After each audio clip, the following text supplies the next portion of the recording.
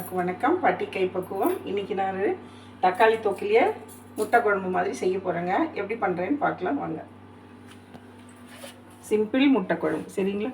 பட்டை லவங்கம் சோம்பெல்லாம் கொஞ்சம் தான் எடுத்துருக்கேன் பாருங்கள். கொஞ்சமாக எடுத்துருக்கேன். எண்ணெய் ஊற்றி ஆல்ரெடி காஞ்சிடுச்சு. போட்டுக்கலாங்க. பொரியட்டும். பாருங்கள், சிம்பிளாக வெங்காயம் கருவேப்பிலை எல்லாம் பொடியாக நறுக்கி வச்சுருக்கேன். தாளிச்சிடலாங்க. இப்போது வெங்காயம் போட்டுக்கலாம்.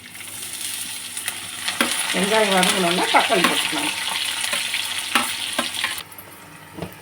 இப்போது வெங்காயம் நல்லா வதங்கிடுச்சுங்க. தக்காளி நான் என்ன பண்ணிட்டேன், ஒரு சுற்றிட்டேங்க சரிங்களா.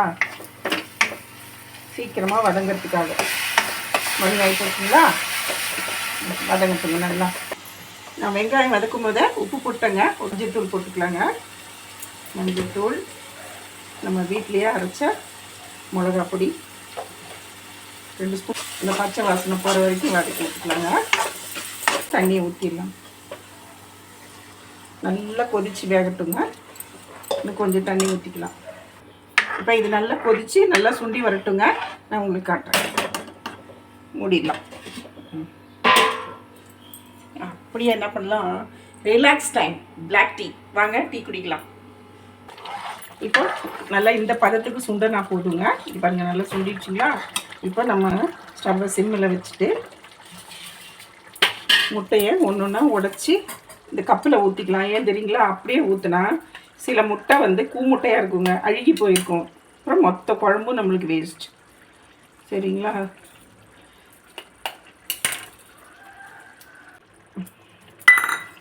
இப்போ எனக்கு தேவையான எக்கு நான் உடச்சி ஊற்றிருக்கேங்க. அப்படியே அழுங்காமல் அசையாமல் அப்படியே வச்சுக்கணுங்க. இது பாருங்கள், இப்படி கொஞ்சம் குழம்பு அப்படியே மேலே எடுத்து ஊற்றிடுங்க சரிங்களா.